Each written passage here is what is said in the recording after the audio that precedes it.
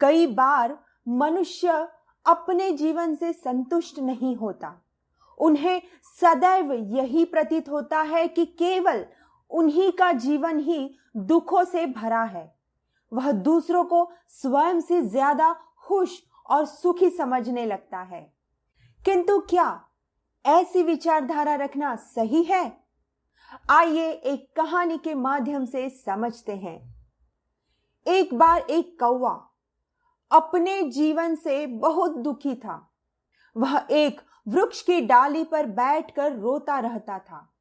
एक दिन उसी वृक्ष के नीचे एक साधु अंतर ध्यान हुए बैठे थे। तभी कौवे के आंसू की एक बूंद साधु के गाल पर गिर पड़ी। साधु ने सिर उठाया और देखा कि कौवा रो रहा है। साधु ने पूछा, क्या बात है? तुम क्यों रो रहे हो?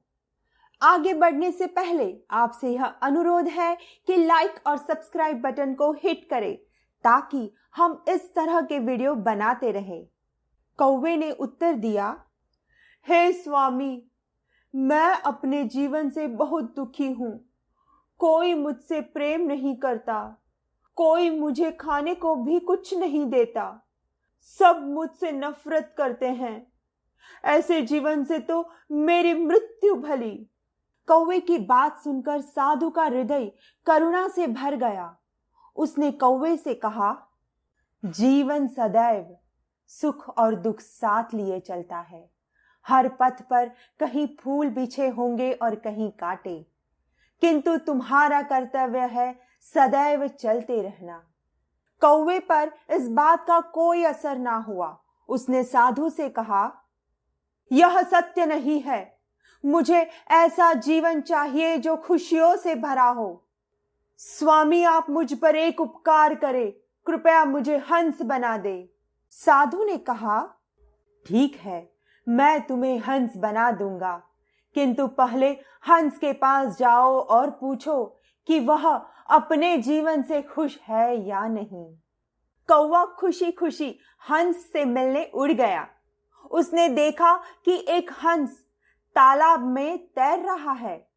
वह हंस के पास पहुंचा और कहा कि तुम कितने सुंदर हो, दूध के समान सफेद हो, हर कोई तुमसे प्रेम करता है।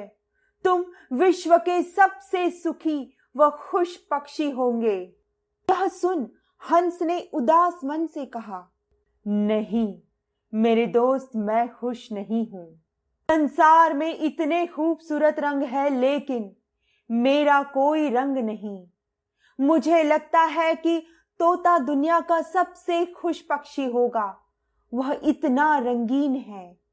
यह सुनकर कौवा वहां से उड़ गया और तोते के पास पहुंच गया। उसने तोते से कहा, अरे तोता, तुम कितने रंगीन हो और सुंदर भी। तुम दुनिया के सबसे खुश पंछी होंगे। तोते ने मायूस होकर कहा, नहीं मेरे दोस्त, मैं खुश नहीं हूं। तुमने देखा नहीं कि लोग तोते को पिंजरे में रखते हैं। मुझे हमेशा यही डर लगता रहता है कि मुझे भी कोई पिंजरे में बंद ना कर दे। मेरे ख्याल में मोर इस दुनिया का सबसे खुश पक्षी होगा। वह मुझसे भी कई ज्यादा रंगीन है। यह सुनकर कौवा मोर की तलाश में इधर उधर उड़ने लगा। काफी देर खोजने के बाद आखिरकार उसे मोर मिल गया। वो एक चिड़ियाघर के पिंजरे में कैद था। उसे देखने के लिए सैकड़ों लोग इकट्ठे हुए थे। जब लोग वहां से चले गए तो कौवा मोर के पास पहुंचा और कहा, प्रिय मोर, तुम कितने सुंदर हो। हर दिन हजारों लोग तुम्हें देखने आते हैं। मुझे लगता है कि तुम ही सबसे खुश पक्षी हो। मोर ने उदास होकर उत्तर दिया, मैं हमेशा सोचता था कि मैं इस ग्रह पर सबसे सुंदर और खुश पक्षी हूं, लेकिन अपनी सुंदरता के कारण ही मैं इस चिड़ियाघर में कैद हूं। जब लोग सजावटी चीजें बनाने के लिए मेरे रंगीन पंख तोड़ते हैं तो मुझे बहुत दर्द होता है।